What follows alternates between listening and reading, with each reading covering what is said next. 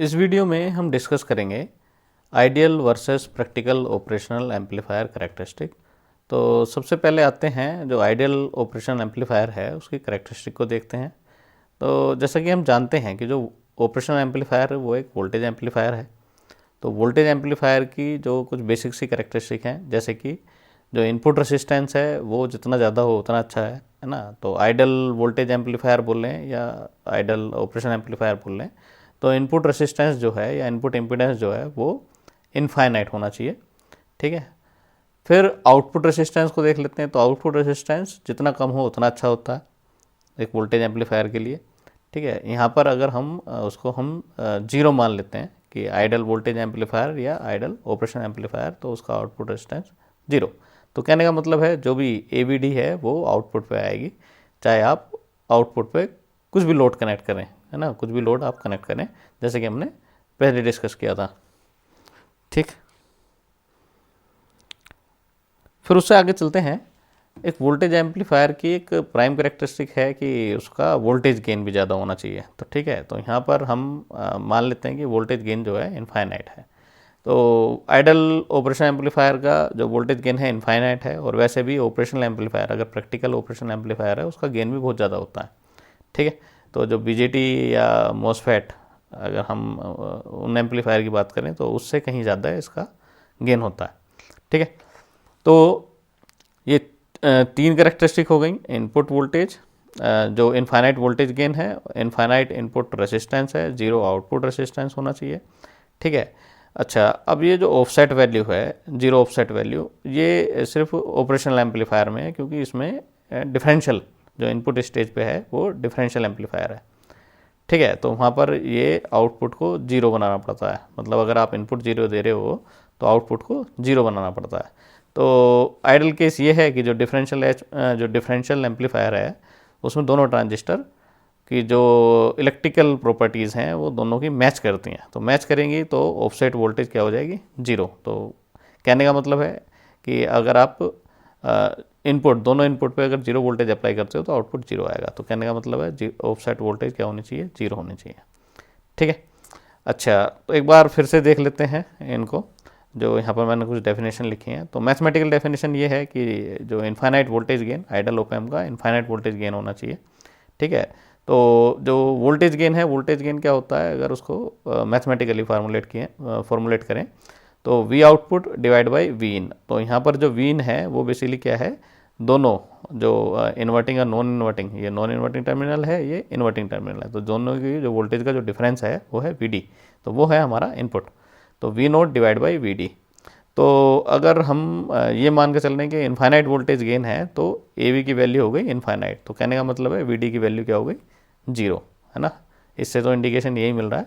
पर VD की value अगर जीरो है तो आउटपुट वैसे जीरो आना चाहिए। ठीक है। तो जीरो ही आता है। ठीक है।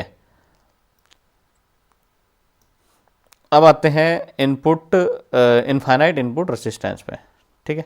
तो इनफाइनाइट इनपुट रेसिस्टेंस का मतलब क्या है कि ये बिल्कुल भी करंट ड्रा नहीं करता। मतलब अगर यहाँ पर कोई इधर एक जहाँ से भी ये सिग्नल आ रहे हैं ना, यहाँ से जो वोल्टेज आ रही है, तो यहाँ पर कोई सिग्नल सोर्स है। ठीक है ना, यहाँ पर कोई है सिग्नल सोर्स। तो यहाँ पर एज्यूम करो कोई यहाँ पर सिग्नल सोर्स है। ठीक है। उससे कोई वोल्टेज आप ले रहे हो इधर। तो ये जो ऑपरेशन एम्पलीफायर है इससे कुछ भी करंट ड्रा नहीं करना चाहिए। ठीक है। तो ड्रा नहीं करेगा तो इस पर कोई लोड नहीं रहेगा, और ये जो भी वोल्टेज सोर्स है, हो सकता है बायो पोटेंशियल हो, है ना, हो सकता है हमारी बॉडी का कोई पार्ट हो, तो जो उसकी नॉर्मल बिहेवियर है ना, तो उसकी जो नॉर्मल बिहेवियर है वो अफेक्टेड नहीं होती है। ठीक है। तो क्योंकि उससे कोई ये करंट ड्रा नहीं कर रहा, इसका मतलब है कि ये जो ऑपरेशन एम्पलीफायर है इस पर लोड नहीं हो रहा है। ठीक है। तो जो भी ये वोल्टेज जो भी बनेगी वो वोल्टेज यहाँ पर एक्यूरेटली वो आउटपुट पे डिस्प्ले होगी, जो भी वोल्टेज है। ठीक है। फिर जीरो आउटपुट रेसिस्टेंस। अच्छा, इसको पहले और देख लेते हैं। इनफाइनाइट इनपुट रेसिस्टेंस के केस में क्या होगा, तो दोनों जो दो टर्मिनल हैं इसमें, एक है आपका नॉन इन्वर्टिंग, एक है इन्वर्टिंग, तो दोनों पे जो करंट फ्लो हो रही है वो जीरो रहेगी अगर इनफाइनाइट रेसिस्टेंस है तो।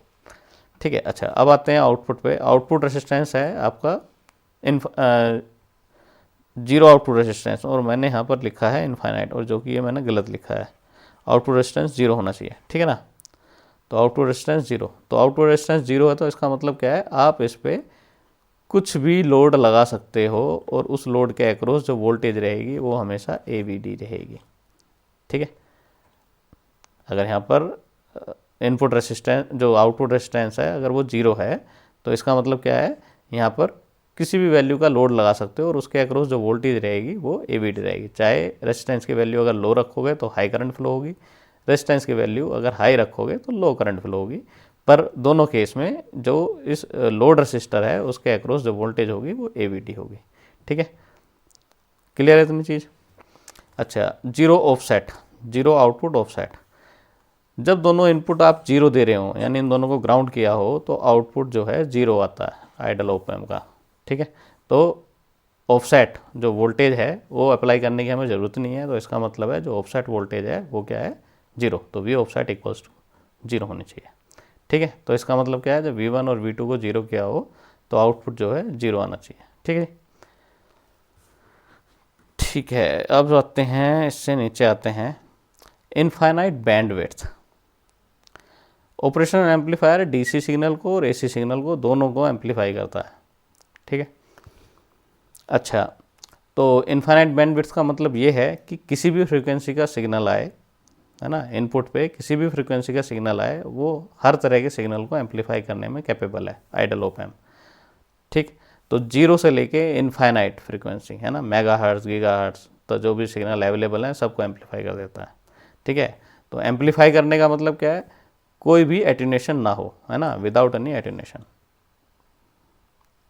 क्लियर है, ठीक है। तो ये तो हो गई इनफाइनाइट बैंडविड्थ। इनफाइनाइट बैंडविड्थ मतलब मैक्सिमम कुछ भी फ्रीक्वेंसी हो सकती है, तो मैक्सिमम फ्रीक्वेंसी कितनी हो सकती है, इनफाइनाइट मान लेते हैं, infinite minus zero equals to infinite, तो ये बन गई बैंडविड्थ। तो इनफाइनाइट बैंडविड्थ यानी किसी भी फ्रीक्वेंसी का सिग्नल को एम्पलीफाई करने में कैपेबल है आइडल, जो हमारा आइडियल ऑप एम्प है, ठीक। अब आते हैं infinite common mode rejection ratio, CMRR। तो इसका मतलब है कि अगर infinite common mode rejection ratio है तो फार्मूला है ये, ठीक है। तो ADM क्या है, differential mode gain divide by common mode gain. तो कॉमन मोड गेन जो है वो क्या होना चाहिए, जीरो होना चाहिए। अगर ये जीरो है तो जो CMRR है वो इनफाइनाइट हो जाएगा, ठीक है। तो ये क्या हो जाएगा, इनफाइनाइट। ये तो कॉमन मोड गेन जीरो का मतलब क्या है, जितने भी कॉमन मोड सिग्नल हैं, है ना, अगर इनपुट पे कोई कॉमन मोड सिग्नल आते हैं यानी नॉइस के सिग्नल आते हैं, उसको 100%, है ना, या कम्प्लीटली उनको क्या कर देता है, रिजेक्ट कर देता है, ठीक है। तो आइडल केस में कम्प्लीटली उनको रिजेक्ट कर देता है, तो इस वजह से CMRR जो है वो क्या बनेगी, इनफाइनाइट बनेगी, ठीक है। तो इसको बोलते हैं, इस फैक्टर को कॉमन मोड रिजेक्शन रेशो से उसको डिफाइन करते हैं, ठीक है। और जो उसका फार्मूला है वो है differential mode gain divide by common mode gain. तो कॉमन मोड अगर सिग्नल आ रहे हैं, अगर उनको कम्प्लीटली अगर वो कैंसिल कर रहा है ना, कम्प्लीटली रिजेक्ट कर देता है कॉमन मोड सिग्नल को, तो ACM की वैल्यू हो जाएगी जीरो। तो ये जीरो हो जाएगी तो CMR बन जाएगा इनफाइनाइट, ठीक। अब आते हैं इनफाइनाइट स्लीव रेट। जो स्लीव रेट है वो क्या बताता है, वो ये बताता है कि जब आपने कोई इनपुट दिया और जिस टाइम आपने इनपुट दिया या इनपुट में कुछ चेंज आया, सेम टाइम साइमल्टेनियसली आउटपुट में भी चेंज आ जाए, ठीक है। पर होता क्या है, अब इलेक्ट्रॉनिक सर्किट है, इसके अंदर 4 स्टेजेस हैं, तो जब भी आप इनपुट देते हो तो वो कुछ प्रोपोगेशन डिले होता है। तो इस सिग्नल को, जो भी आपने सिग्नल चेंज किया, उसके बाद जो भी अंदर हैं हमारे स्टेजेस, वो क्या करती हैं, स्टेज चेंज होने में, है ना, उनके जो एक तरह से जैसे भी आपका इनपुट वेरी करेगा उसके करस्पॉन्डिंग वो सब अपनी स्टेट चेंज करेंगी। तो स्टेट चेंज करेंगी तो वो कुछ टाइम लेती हैं, तो उसमें प्रोपोगेशन डिले होता है, ठीक है। तो उसको बोलते हैं प्रोपोगेशन डिले। तो एक सिग्नल को जब आप इनपुट पे दे रहे हो, ठीक है, तो जब भी आप इनपुट पे दोगे या इनपुट पे कुछ भी सिग्नल चेंज होगा तो आउटपुट तक पहुंचने में उसको कुछ टाइम लगेगा, ठीक है। पर जो आइडियल ऑप एम्प है, जो हमारा आइडियल ऑप एम्प है, उसमें बिल्कुल भी टाइम नहीं लगता। तो जैसे ही आपने इनपुट दिया तुरंत आउटपुट आ जाएगा, या इनपुट में कोई चेंज आया तुरंत आउटपुट में भी चेंज आएगा उसी टाइम पे, ठीक है। तो स्लीव रेट को जो डिफाइन करते हैं, तो स्लीव रेट को डिफाइन करते हैं चेंज इन आउटपुट वोल्टेज, है ना, पर यूनिट टाइम। तो पर यूनिट टाइम हम माइक्रो सेकेंड में ले लेते हैं, ठीक है, तो माइक्रो सेकेंड में ले लेते हैं। तो जब भी आउटपुट में कोई चेंज हो रहा है, ठीक है, पर यूनिट टाइम कितना चेंज होता है, ये हो गया, ये हमारा स्लीव रेट हो गया, ठीक है। अब कंपेयर कर लेते हैं दोनों को, तो आइडियल ऑपरेशनल एम्पलीफायर और जो प्रैक्टिकल एम्पलीफायर है उन दोनों को कंपेयर कर लेते हैं। तो प्रैक्टिकल एम्पलीफायर में हम 741 ले रहे हैं। ये म्यू ए का मतलब है फेयर चाइल्ड की आईसी है। ये फेयर चाइल्ड एक है आईसी मैन्युफैक्चरर कंपनी, काफ़ी बड़ी कंपनी है, ठीक है। तो उसकी है ये 741 ओपैम्प, तो उनसे कंपेयर कर लेते हैं। तो open loop gain ideal case में इनफाइनाइट होना चाहिए, ठीक। तो आइडियल केस में अगर इनफाइनाइट है तो प्रैक्टिकल केस में कितना होता है 10 टू द पावर 5, ये भी काफ़ी ज़्यादा है ना, 10 टू द पावर 5।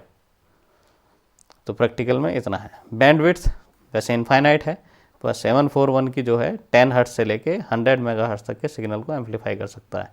तो 10 से जो बिलो सिग्नल हैं उनको विदाउट एटेन्यूएशन एम्पलीफाई नहीं करता है, एटेन्यूएट कर देता है, ठीक है। और 100 मेगाहर्ट्ज से ऊपर के जो सिग्नल हैं उनको एटेन्यूएट करता है, ठीक है, इस तरह का। तो बाकी 10 से और 100 मेगाहर्ट्ज तक की जो बीच की रेंज है उनको विदाउट एनी एटेन्यूएशन एम्पलीफाई कर देता है, ठीक है जी। अब आते हैं इनपुट इम्पीडेंस पे, Zin। तो यहाँ पर भी मैंने गलत लिखा हुआ है, ये 0 है, ठीक है, इसको मैं करेक्ट करूँगा। हाँ, इनपुट इम्पीडेंस सॉरी इनफाइनाइट ही होता है, इनपुट इम्पीडेंस इनफाइनाइट है, ओके, ये सही है। हाँ, यहाँ पर मैंने सही किया हुआ है, मुझे लगा वो उधर जैसे गलती की हुई थी, तो यहाँ पर भी है, ठीक है। इनपुट इम्पीडेंस इनफाइनाइट होना चाहिए। तो कहने का मतलब है जो ऑपरेशन एम्पलीफायर है वो जो सोर्स है, जहाँ से भी सिग्नल सोर्स है, उससे बिल्कुल भी करंट ड्रा ना करे, उसके ऊपर लोड ना रहे, ठीक है। पर प्रैक्टिकली 2 मेगा ओम के आसपास होता है, तो 2 मेगा ओम भी काफ़ी एक बड़ी वैल्यू है। तो 2 मेगा ओम अगर इनपुट रेसिस्टेंस है किसी चीज़ का, तो वो माइक्रो एम्पियर की रेंज में करंट ड्रा करेगी, ठीक है जी। अब आते हैं आउटपुट इम्पीडेंस पे। तो आउटपुट इम्पीडेंस 0 ओम होना चाहिए आइडल केस में, पर प्रैक्टिकली 10 टू 100 ओम की रेंज में होता है, ठीक है। स्लीव रेट इनफाइनाइट होना चाहिए, यानी change in output per unit time. तो माइक्रो सेकेंड लिया, तो जो टाइम है ना पर यूनिट टाइम, तो बिना किसी टाइम का मतलब है 0 होना चाहिए। तो 0 हो जाएगा तो स्लीव रेट क्या हो जाएगा हमारा इनफाइनाइट। तो SR जो है ये है change in output divide by per unit, एक यहाँ पर यूनिट टाइम। तो टाइम में नहीं हो रहा, साइमल्टेनियसली हो रहा है, तो इसका मतलब है जो टाइम है वो 0, तो स्लीव रेट हो गया इनफाइनाइट, ठीक है। पर प्रैक्टिकली होता है 0.5 वोल्ट पर माइक्रो सेकेंड, यानी आउटपुट में 0.5 वोल्ट का चेंज आता है पर माइक्रो सेकेंड, है ना, 1 माइक्रो सेकेंड में इतना चेंज आता है, ठीक है। कॉमन मोड रिजेक्शन रेशो, तो जैसे हमने पीछे डिस्कस किया, CMRR equals to differential mode gain ADM, जब डिफरेंशियल मोड सिग्नल अप्लाई कर रहे हैं। तो इसको भी नेक्स्ट लेक्चर में डिस्कस कर लेंगे कि डिफरेंशियल मोड देते हैं, ठीक है, कॉमन मोड सिग्नल देते हैं, ठीक।